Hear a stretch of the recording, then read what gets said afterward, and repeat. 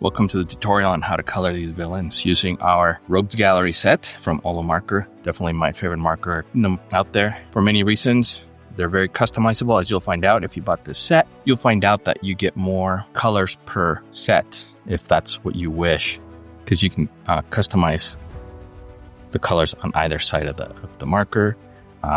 If you prefer having the same color on both sides with a brush tip and the other side is a chisel tip, then that's up to you. I actually work mostly with the brush tips. The chisel tip helps you fill in larger areas. So working at this size, we shouldn't have any problem creating this piece or parts of this piece with just the brush tips. All right. And so I'm going to get started. I'm going to call out some of these colors that I'm using. As you can see, this is what the set will look like. It'll come in a different container. It's a cool plastic wallet that holds the 16 markers, 32 colors total if you're splitting the markers. That's all I'm going to use to color this and the second piece. We're going to start with the Joker, everybody's favorite. I tend to work light areas to dark areas. And so with him, white's a big part of his color.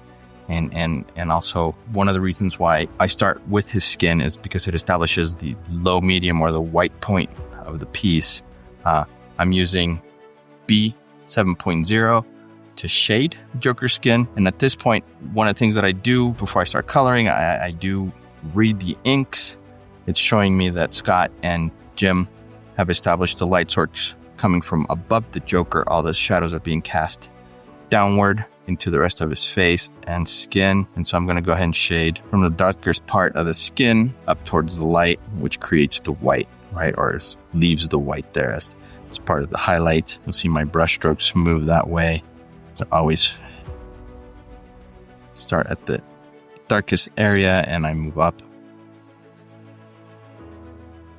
The strokes also follow the contour of that area. And so that you saw me kind of doing the eyelids, I was going in an arc, mimicking the arc of the sphere of the eye. And that helps give it that shape, that mass that we're looking for. And so I kind of work my way through the whole piece. All this is in shadow. Maybe a cast shadow from his bottom lip onto his chin. And so I like using this kind of greenish gray on his skin. It's an ode to the Joker from the animated series that Bruce Timm and Paul Dini created.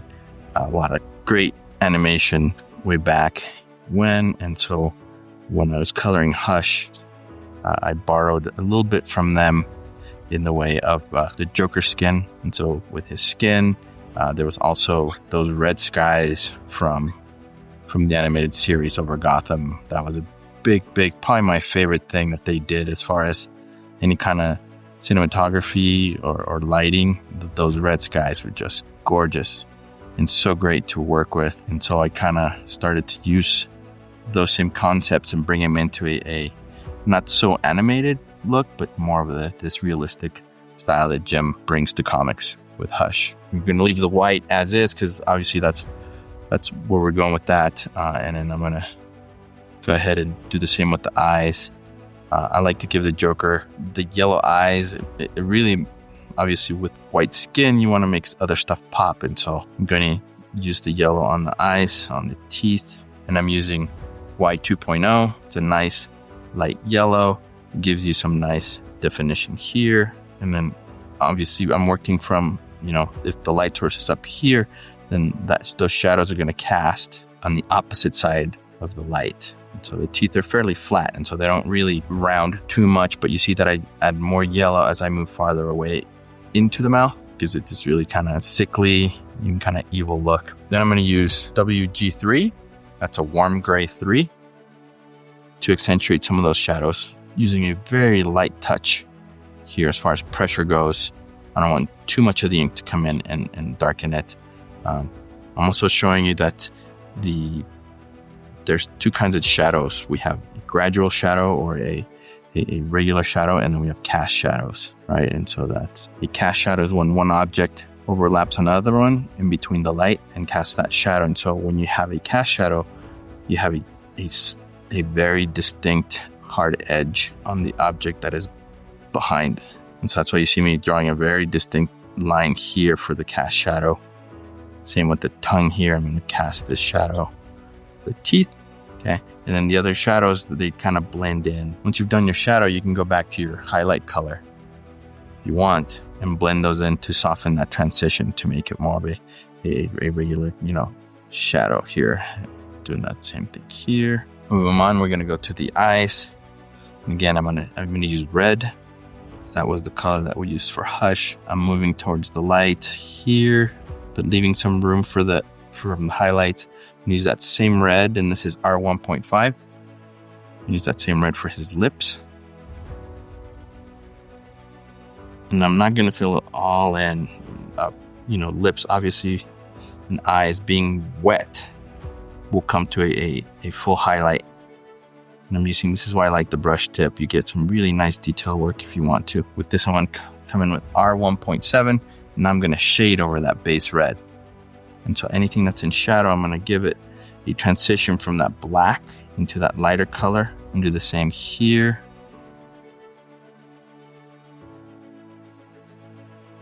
All right, I'm going to use that dark red, and I'm going to actually fill in that space.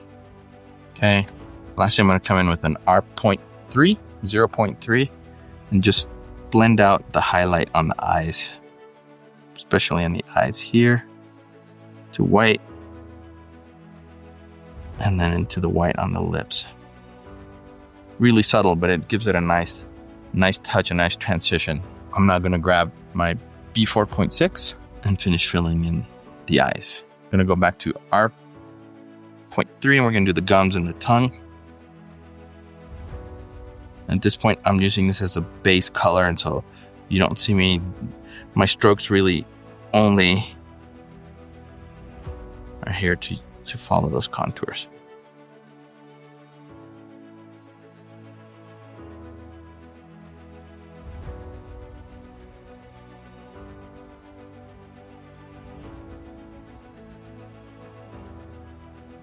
All right, now we're going to shade with R5.5.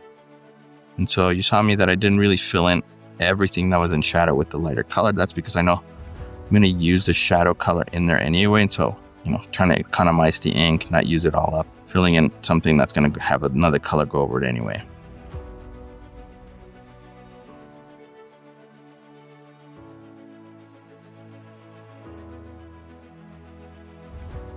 All right, I'm going to come back,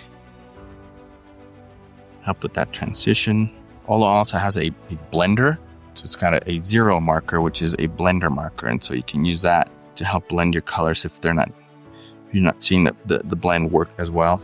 And coming back in here, and remember we talked about the cast shadow, and so the upper lip is going to be casting a shadow on the gums as well as the teeth, and so I'll establish the cast shadow first, and then shade so that it looks like the gums are indenting into the teeth.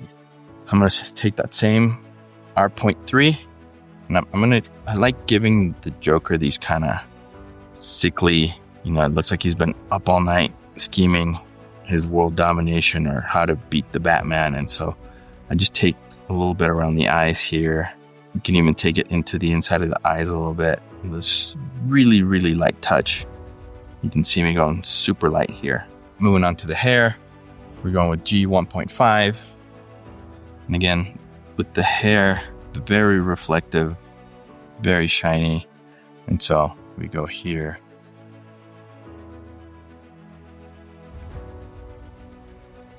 And you see me push to white in the areas where the hair is closest to the light. You see that really fine tip to fill in. A lot of crazy hair on the Joker, so.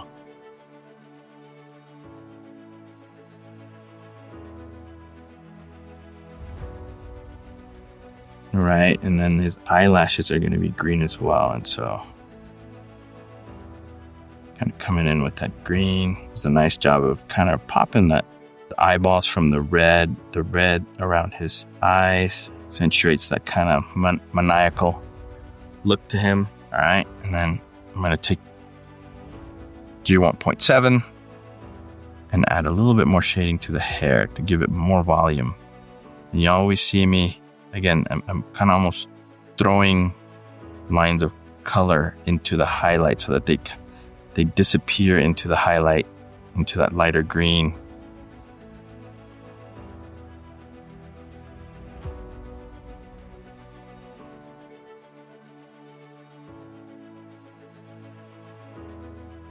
The suit we'll start with the BV 1.4. And part of the suit's right here. That's the sleeve.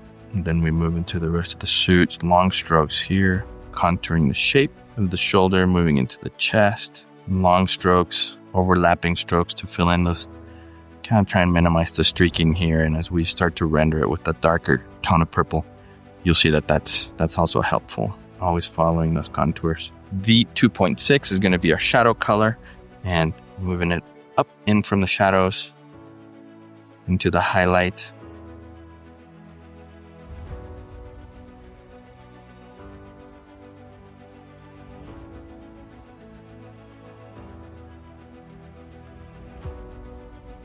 Okay, come back with that lighter color and blend it out.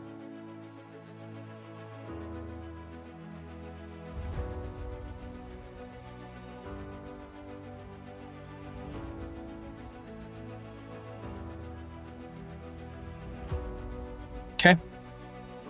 All right. Now we have let's do the shirt. For the shirt, we have O 2.4. So here's the shirt and the collar. And this is the other part of the shirt. Not a lot of shirt here for us. But obviously when you're coloring all your different Joker commissions, you'll definitely need these colors for just that.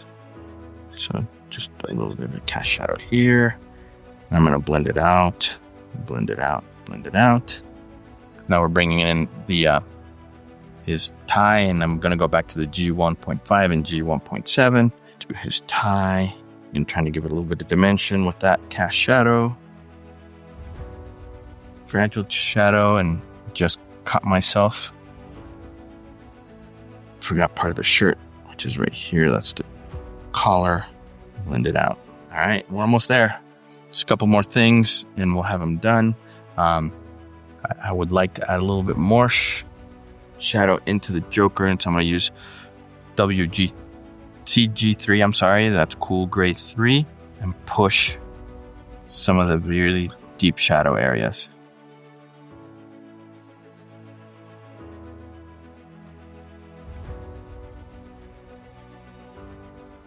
Casting some shadows here and there. I'm going to stay with the Cool Gray 3, and then I'm going to fill in what we see of the gun here. I'm leaving some edges white, okay, because we're going to come back with the CG5. I'm shading that. Going back to the shirt. That's part of the shirt, which means that we can come in and drop a little bit of a shadow here and here where the shirt puts out. Okay, and then all that's left is glove. And so we're going to go back to BG 7.0.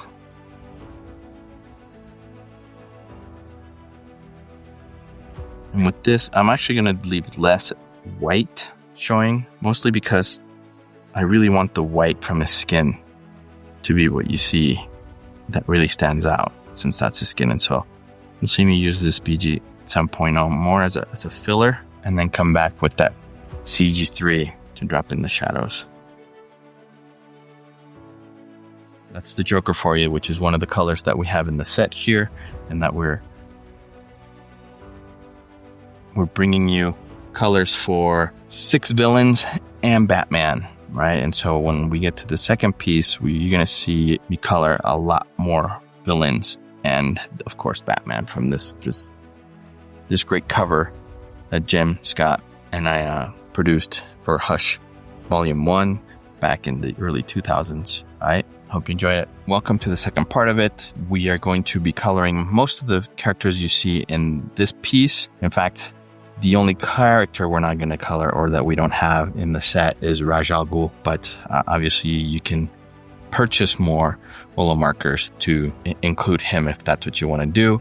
We're going to try and move through this as quickly as possible. There's a lot of characters to look at. The lighting is very dramatic. There's a lot of cast shadows, and so the light source is coming from above. And let's get started. I actually like working my way. When I do a piece like this, I tend to do the figures first and then the backgrounds. In this case, we're just going to do the figures since that's what we have the colors for. And I am going to work my way from Batman and just kind of radiate out from there. All right, so we'll start with Batman's flesh tone, OR 4.2. And the shadow tone is OR 4.4. Very simple. It's a small little piece. So I'm being very mindful of that. All right. Since I have the flesh tone out, I'm going to use that same flesh tone for the Riddler. And there's his face. He actually doesn't have a domino mask, meaning that it is a domino mask, but it's not the kind that whites your eyes out. And so there's a little bit of flesh inside there. And that's why you saw me kind of poke the marker and tip into there. Here comes the darker flesh tone. I'm going to cast a shadow onto his forehead from his hat. Okay, and then just kind of bring the shading up. Again, working really small here, and so not too much in the way of bold strokes of shadows. I'm going to blend those in a little bit more. Notice that I did try to blend in the cast shadow. I want that cast shadow line to be crisp.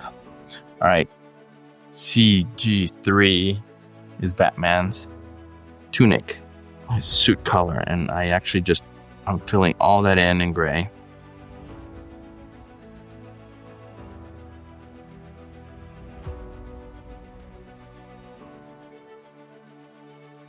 And then we are grabbing CG5 to shade with, again working in the direction of the light, from shadow to light, and so those my brush strokes move out of the shadows into the light with the darker tone. Heavy shadows here, much like with the inks, I'm mimicking that as well with the colors, really coming in hard with the shadows around all the muscles, trying to get that chiaroscuro feel where the shadows, the figure seems to come out of the shadows into the foreground. Go back with the lighter, the CG3.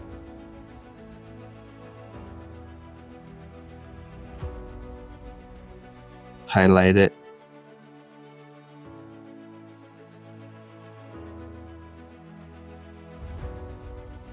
All right, let's do his belt. We're going to start with YO 2.3. That's the base of the belt. It's a nice light orange. And then the shadow is going to be YO 2.5. Reading the light source, I'm going to give a little bit of a sheen to the belt buckle there. Okay, now we're going to go with B4.6 is the blue I use for Batman's cowl and cape, boots, and gloves. So you'll find that it's a nice dark gray blue. It's the most perfect hush blue. And again, filling it all in because I do have a shadow color that I'm going to apply on here. And part of the work is making sure that you're catching all the elements properly. That's his cape. Here comes his cowl, and Hush is holding onto it. All right, we got to make sure that we get cape. So cape. This is all cape right here. That's it. All right, and then the shadow color is B4.7. And you got to go light touch with this. It's a nice complement to this 4.6. They have some nice color families built. OLO markers create these nice color families there where you know, you go from a B4.6 to B4.7. It's a nice natural transition of shadow highlight, shadow base color. And so make sure that you use those. Notice how I'm trying to put all the shadows here on the cape so that the highlights on his cowl really pop out. I did the same thing over here so that the side of his cowl isn't in shadow, it's in the light, and then therefore popping.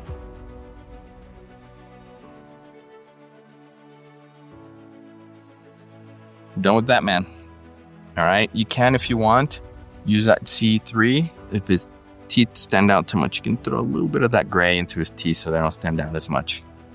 All right, and that's kind of the feel that I got, so I'm going with that. All right, Hush has a we're going to use the WG3 as the base and WG5 as the shadow color on his trench coat.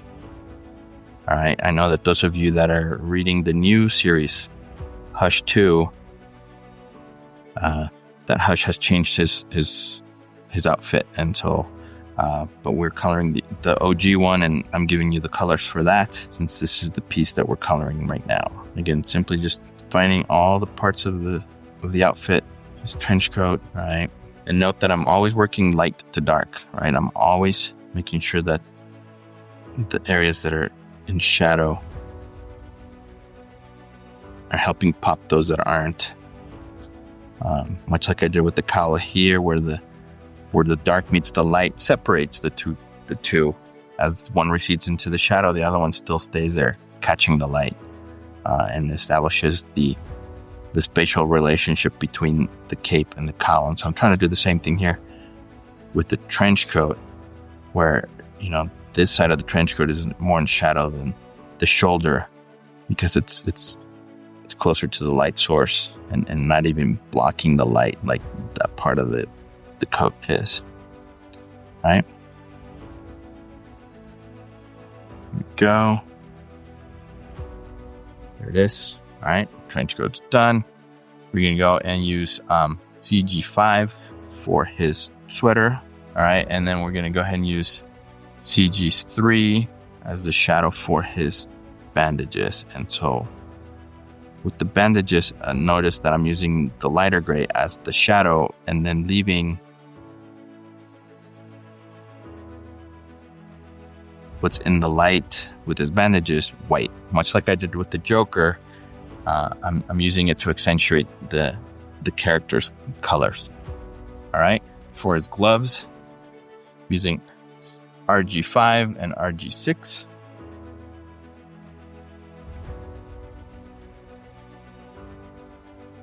Mix up. Same with the RG6. I'm going to use that red gray for the Riddler's hair. All right. And then we're going to go back to the BV 1.4, and his mask is purple. So is the question mark and his tie. And so I'm trying to kind of catch all the purples. And I'm actually going to give him purple gloves. I always liked Riddler with purple gloves. And so since it's my cover colors on this specifically, I'm just going to go ahead and do that. And I just realized that is part of his tie. That's a big old tie he's wearing. Shadow is V 2.6. Again, really tiny parts, and so I have to really be careful as I apply these shadows. I blend that in a little bit more. Go. Okay. All right. And then his suit. We're going to go with G 1.5. I start the suit. I noticed that his other gloved hand is on Hush's shoulder, so we'll come back and clean that up after we do the suit.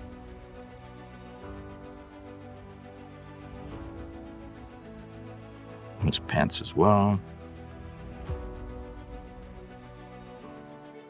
All right, we're shading with the 1.7.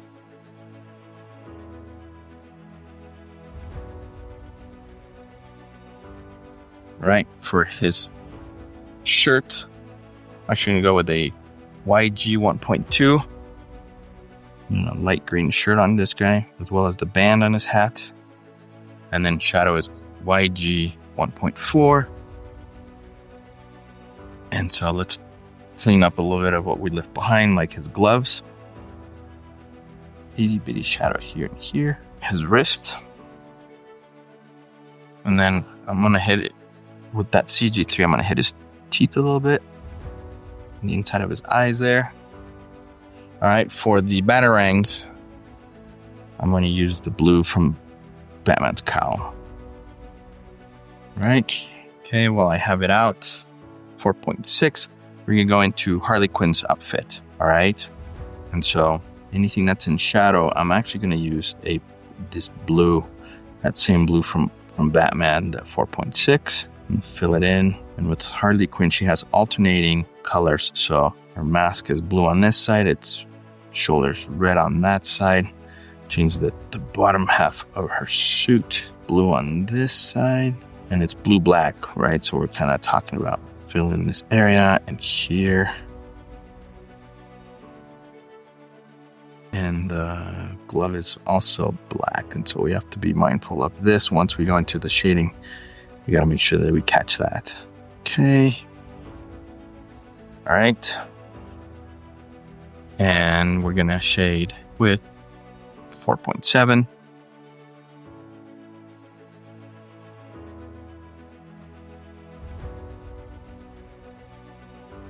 All right, Poison Ivy.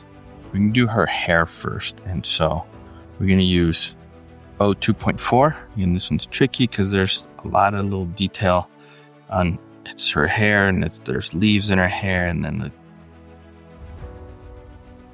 the suit comes up, and so just be careful of how you're coloring, being mindful of it.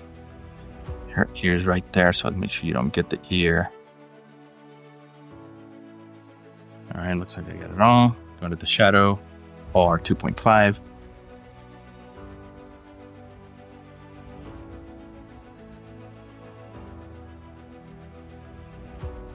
All right, I'm just gonna blend that in a little bit. Notice that I didn't leave that much white in the highlights, and that's just because her hair, I like her hair being really dark red. So I'm actually gonna come in with a little R1.5 and catch the darker areas here.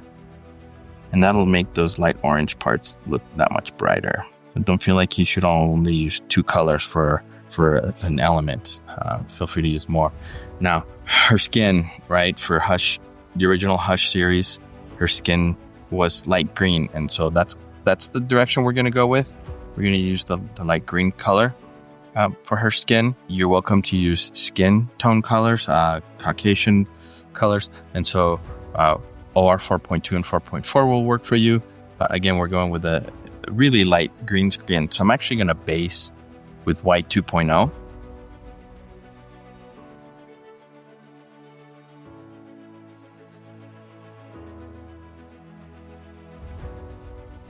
right. And you can also, if you wanted to, make her legs all skin, or if she's wearing boots, you can kind of see there's some leaf there, and I'm actually going to go ahead and pull it all the way through. And I'm not being super careful about the leaves, mostly because I know I'm going to come over them with a much darker green, and so this light yellow isn't going to really affect anything underneath it too much. All right, and so I'm keeping the arm full like that because it's a glove. It goes all the way up to her bicep. So that was white 2.0, and then I'm going to shadow with YG 1.2.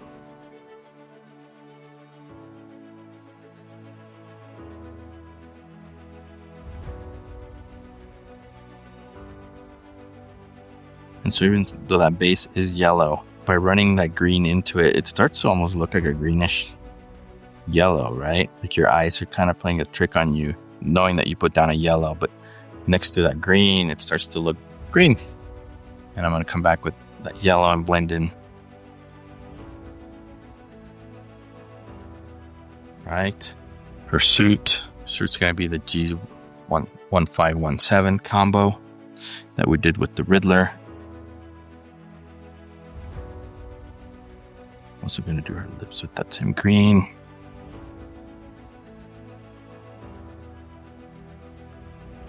Now I have to be careful because the leaves are going to be a different green, and this is a very dark green, and so I don't want to obliterate the leaves. If they're going to be use more of a yellowish green than this green that's nice and it's a cool green.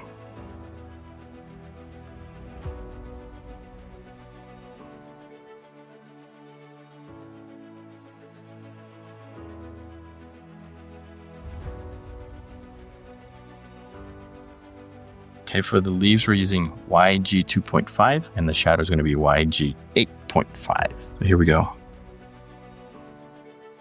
It's a little bit of a warmer green. Probably has a little bit of red in there to make it a little bit more grayed out, if you will.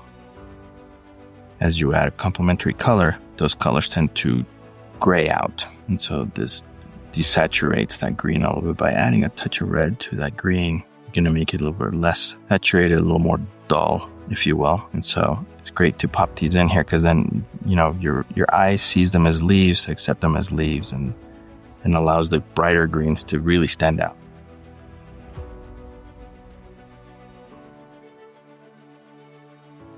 Like I mentioned before, that yellow and light green didn't really matter that I was overlapping into the leaves with those colors because these colors are certainly darker and won't be affected as much.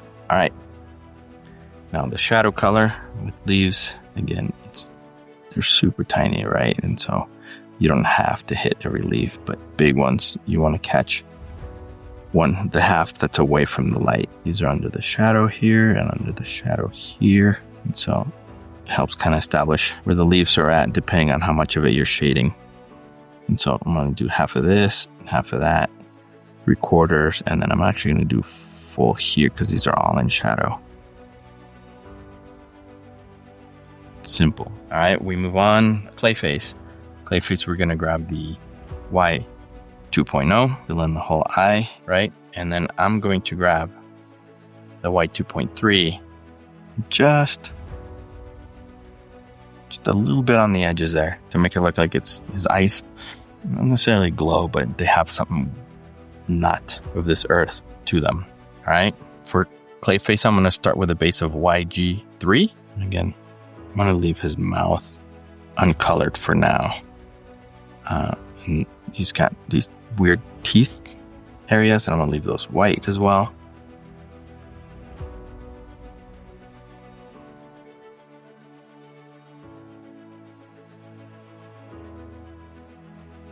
My marker was starting to run low, and so it's a great opportunity to show you the ink replacement system for OLO. And this is one of the reasons why this is one of my favorite markers, is that I don't have to carry liquid around or fly with liquid around. Traveling with these is the best marker to do so with. So they sell you this ink replacement cartridge. You unscrew the one that is out, you screw in the new one, pop the cap, okay, you open your old one, and I use my fingers. I just pull out the old one, up in the new one. You can actually see the ink starting to edge into the tip already with that ink injection system. And, wipe my fingers off on a napkin, and then you can throw away the cartridge. By now you can see, look at the tip, the difference in the tip, the ink's fully in there. And so now I can actually come back in and really fill the color.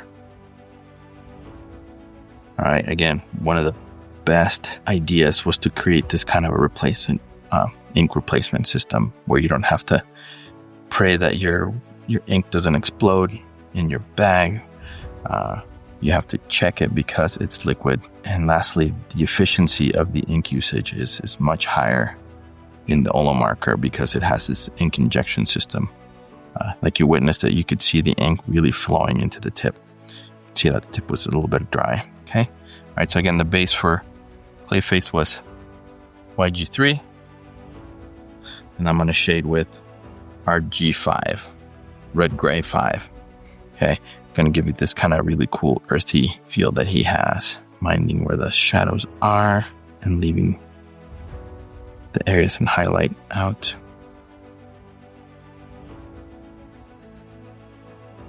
You'll notice with the strokes I'm doing on him are a little more squiggly, and that's because this texture gives you that kind of feel. And so I'm kind of going with that too, and adding a couple notches here and there. That's mirroring what Jim and Scott did with the pencils and inks. Give it a nice different texture. Okay, and for the inside of his mouth, I'm actually going to go with the yellow again. All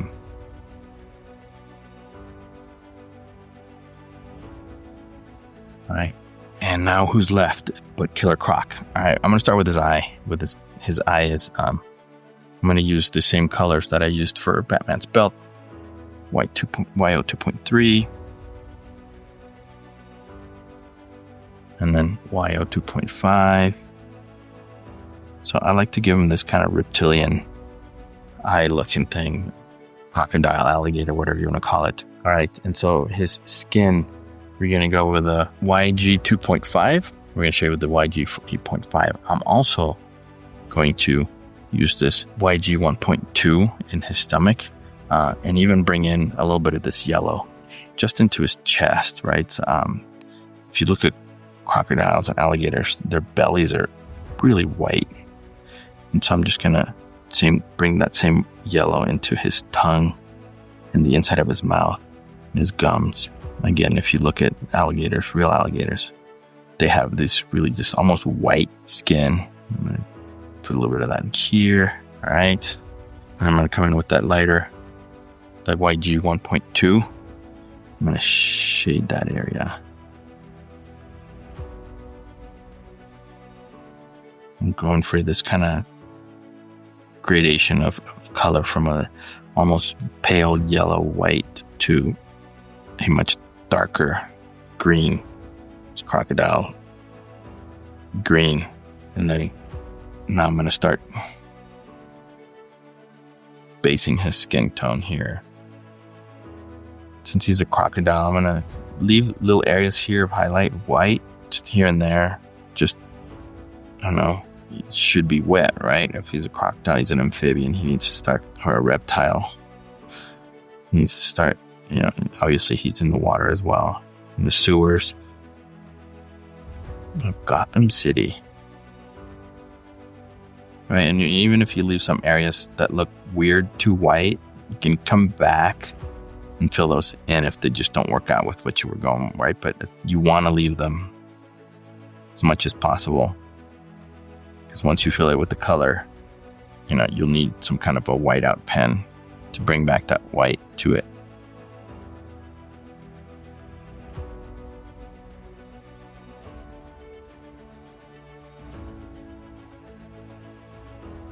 Okay, now we go shadow.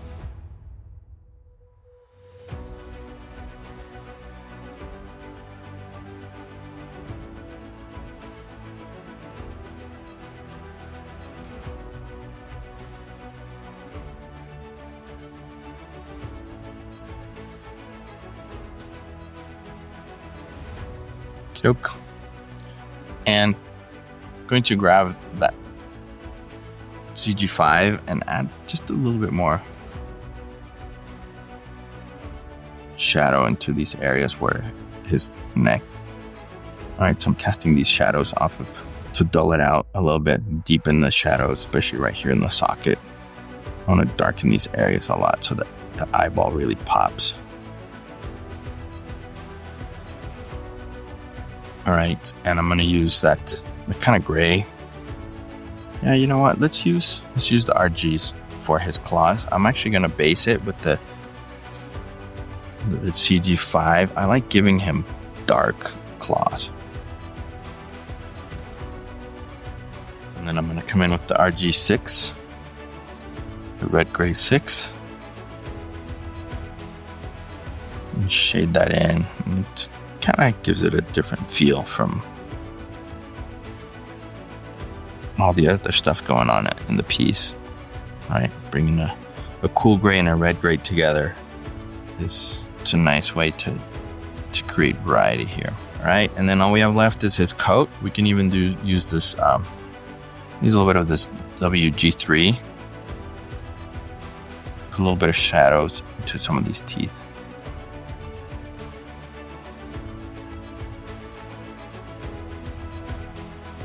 All right, and we'll shade with the B4.6. All right, so I'll kind of cool everything off in here, give a nice transition of color. The original piece, the scarecrow's right here, and so this, again, this cool gray with blues in it. It's a nice way to pop all these other warm tones around his coat. It's an insignificant part of the suit, or of his. It's just really a trench coat, and so it's okay if it doesn't pop as much or really do much in the way of jumping at you, right? What you want to stand out is that killer croc right there.